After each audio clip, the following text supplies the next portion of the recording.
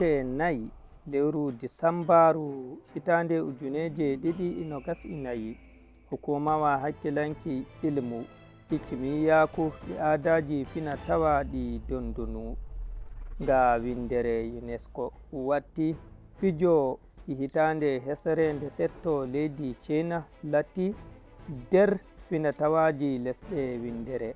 Ngam non nyande 29 lewru ndu'ugo ɓawru leydi China nattata hitande hesere nde setto to ɓe gaɗata fijo fina tawa maɓɓe feere-feere.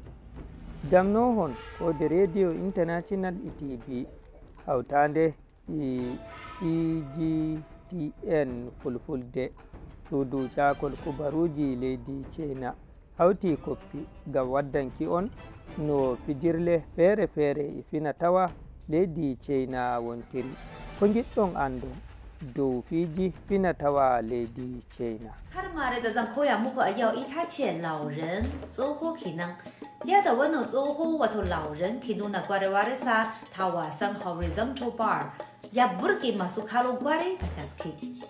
Ngo fijo ɗum woto nder fijo fina tawa leydi China wonɗon.